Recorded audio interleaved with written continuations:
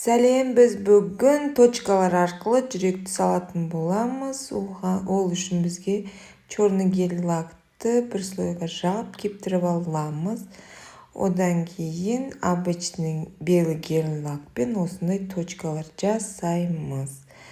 Точка арқылы біз жүректің мүсінін саламыз да, и қалған жерлерін белый точкамен заполнять етеміз. Сол кезде жүректің қайда тұрғаны белгілі болады.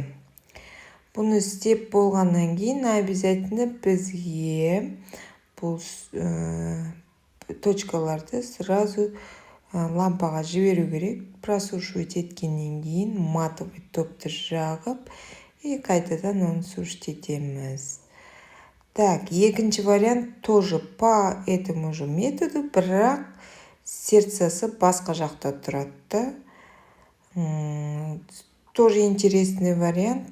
Қараңыздар, көріңіздер. Егер менің идеяларым, менің каналым сіздерге ұнаса, обязательно лайк басып, комментарий жазып, подписка обязательно жасаңыздар. Я буду очень признательна. Обязательно тоже матовый топпен жағамыз. Ал енді үшінші вариантты мен ақ түспен істеуді шештім. Ақ түспен қара түс жақсы үйлеседі.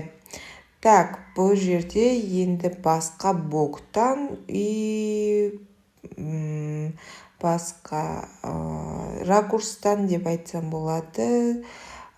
Тоже сердечканы саламыз, оны қара точкамен украшать етеміз. Сол кезде күшті дизайн шығады. Бұны да біз матовый топпен жағамыз. Вообще бұл дизайн матовый топпен күшті көрінеді. Сендердің клиенттеріңе точно ұнайды. Так, вот, вуаля, дизайн с одними точками идеально готов.